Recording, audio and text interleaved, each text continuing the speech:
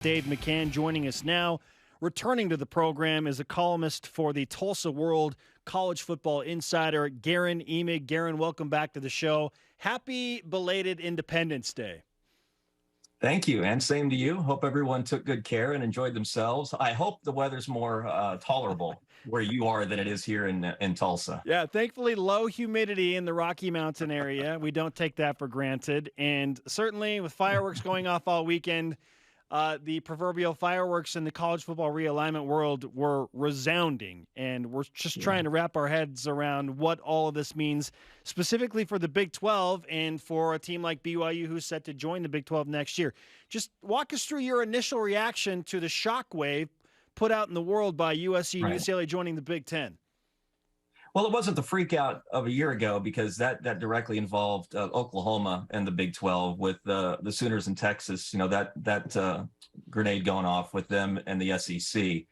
That sort of, I guess, maybe prepared people for the next seismic quake, and might have reined in some of the reaction on Thursday. But it was substantial. It is going to be substantial. This obviously doesn't end with the Trojans and Bruins going from the Pac to the Big 10. All eyes, I think, are focused on Notre Dame nationally and the possibility that they're going to be involved in some kind of a maneuver next. But it does trickle back to the Big 12, trickles back in particular around here to Oklahoma State. Cowboys and that conference had just sort of, I think, steadied themselves in the wake of Oklahoma and Texas. In fact, the athletic director, Chad Weiberg at OSU, put it to me just several weeks ago at Big 12 spring meetings that he feels that he can finally play a little offense after being on defense the past 11 months. And he says that, and then you turn around and you get this news. And now I think everyone in Big 12 country and certainly at Oklahoma State are pivoting back to a little defensive posture. And who's to blame them given what happened? So it's uncomfortable again, I think would be the best term. Yeah. Guerin, if you're advising the new commissioner of the Big 12, what do you want him to do? Be as proactive as possible, and that's not going to be easy. This is a guy in Brett Yormark whose name did not register with people when news broke that he was going to replace Bob Bowlesby. You had to have been a New Jersey Nets fan to even know who this guy was, and that's literal, right? Because the guy ran the Nets for 14 years, or one of their properties. He comes from Rock Nation. We associate that with music and entertainment, not so much sports. They have a sports wing, but he's all of a sudden entrusted with seeing the conference through at a time where he's just getting to know the lay of the land. And again, I use the word uncomfortable. I mean, that can't make anyone feel real steady about the Big 12. That's not Yormark's fault. This is just what he has inherited. So it will be fascinating to see how he reacts and how quickly he gets himself stabilized. The most popular four teams out there, which are kind of circulating for whatever reason, we've seen Brett McMurphy talk about it, and an Arizona entity talk about it, but that adding Arizona State, Arizona, Utah, and Colorado seem like the most logical, geographic, competitive fit. What would that do for the Big 12 if indeed Yormark, as the commissioner, moves forward with that and they add those four teams? Stabilizes the conference. Look, though, you bring in a foursome like that, that's not enough. I don't think. The Big 12 would call itself probably, as we sort of readjust our terms for this, the Big 12 and that version of it would probably call itself a power third, right? After the SEC and the Big 10. Truth is, it wouldn't be. That's how much the separation has been established between those two leagues and everybody else. And again, the only school that I think changes that dynamic is Notre Dame. If for some reason the Irish were to not join the Big 10, but to join sort of a league that we're not even envisioning right now, well, then maybe the landscape changes. So you're looking to keep up as best you can if you're the Big 12 or the ACC or the Pac with the other two, but the reality is you're not going to. So what you're trying to do is stabilize. You're trying to get yourself as sweet a new media rights deal in 2025 if you're the Big 12 as you can. Arizona, Arizona State, Utah, and Colorado, besides making the most geographic sense, not that means anything anymore. Right. We're talking about the same conference that's had West Virginia, for goodness sake, out there on an island for 10 years. It makes sense geographically, but more than anything, I think it stabilizes the league. longer term financially with regard to media rights revenue. Is that more important than getting Oregon into the Big 12, is to taking those four and stabilize? Or if you get Oregon and maybe Washington, would that give them enough to be a little bit closer to the Power 2? I think so, just because just this morning, fellas, I was doing some sports media watch research at some of the TV numbers from this past season, since we've been conditioned to see this in terms of, again, media rights contracts. And if you're going to condition yourself to think that way, you really need to go into viewership. I know people throw around the term brand a lot, and I think that matters, especially when it comes to something like Notre Dame. But what you're really looking for is what football programs bring in the biggest viewerships. And a quick review of even last year, where Oregon didn't have a vintage season, showed that the Ducks did quite well. And that didn't just go for their bowl game against Oklahoma, sure, but in the regular season. So, yeah, I mean, well, if you bring in Oregon and Washington, maybe along with the four schools from the pack that we just mentioned, now you're really talking more about a merger, aren't we, than a consolidation of the Big 12's power. That's more of a merger. And maybe the two leagues go that route, right? Maybe Yormark and George Kliavkoff work out some kind of a deal. This is cutthroat. I doubt that happens.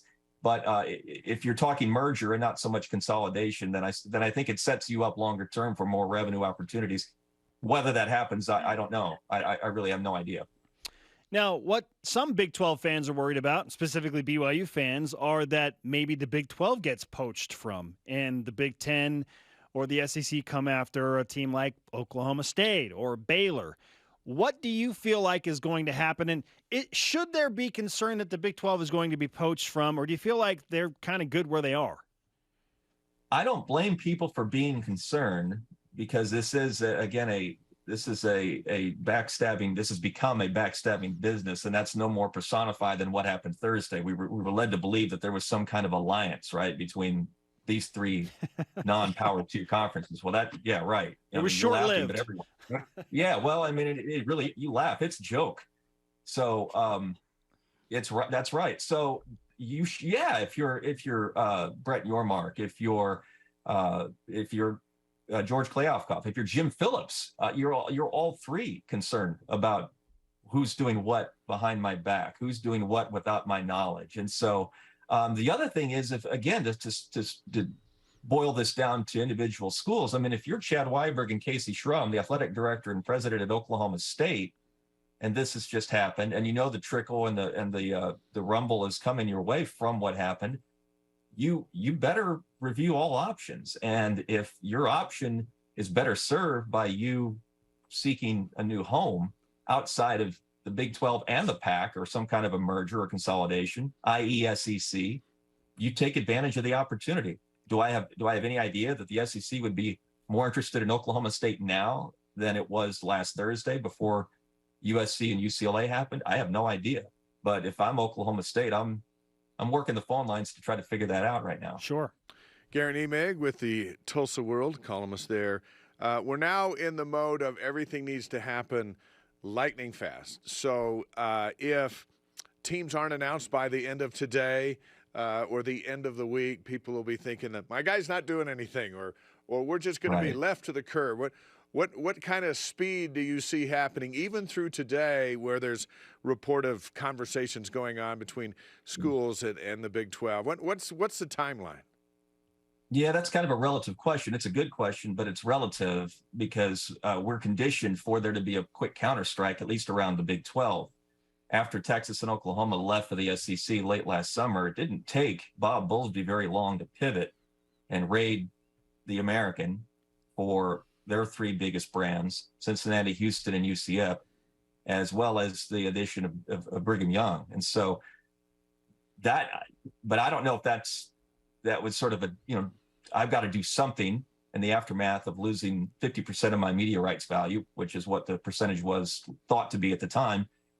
I don't know if in this instance you can operate with that kind of timeline in your hip pocket. I just, unless people knew more than what they've let on, there was so much of an off guard to what happened Thursday that it's probably going to take some time for those phone calls to be made, those contacts to be made. And I just don't think something like this comes together that fast, especially if you have a Power 5 rating another Power 5, right? In the case of what the Big 12 did with the American and BYU, well, that wasn't Power 5 on Power 5. It was Power 5 on Group of 5 in the case of the AAC. So we'll see. Is I guess my 2-word answer in terms of timeline.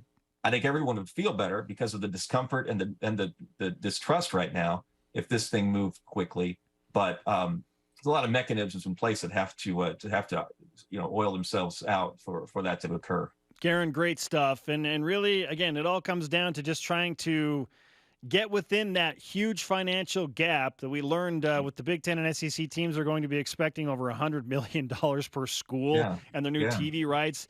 And the other 3 Power 5s are right around 35 or 40 million. And so, it's just a race to try and close that gap. But is it an exercise in futility at this point? Yes. Yeah, it is. That's right. No, I mean, if you're going about this, if you're the Big 12 or the Pac, and you're going about this, well, again, how do we join their ranks? You're not dealing in reality. You're not going to join those ranks. That pardon the cliche, but that die has been cast. Okay, there's all there, and this is assuming that. Well, like the only thing that could I guess color that die is if we're not privy to media rights money that we're not accustomed to seeing. But if this is not just a consolidation of those 2 conferences, but the two networks that show those games, ESPN and Fox, right? I mean, there's only so much more money they're going to want to spend. So now you're asking things. You're asking NBC, you're asking CBS, you're asking streaming services like Apple and Amazon to get involved, and maybe they do, and maybe they have more billions to throw around than we think. But if you're looking to join those ranks and close those ranks, I don't think that's a realistic option. You're just trying to do the best you can for yourself and to stay in the healthiest and richest business that you can. Wow, what a world in the realignment of college football. Guerin Emig of the Tulsa World, great stuff. How do BYU fans and college football fans find more of your material? Well, you got to spell my name, first of all, correctly. You've done me a favor putting it on screen. It's Guerin, Guerin, Emig, EMIG. That's the Twitter handle. Check me out on social media there, and then at tulsaworld.com sports. Okay. It's pretty easy to do. Bless you for any hits this generates. Keeps me in business a little longer. Hey, and fantastic. I appreciate anytime you need me, I'm here for you. I enjoy doing this stuff. We got it. Spelling right included. Go and follow him on Twitter and read more of his material. Great stuff. Guerin, we'll talk again soon. Thank you.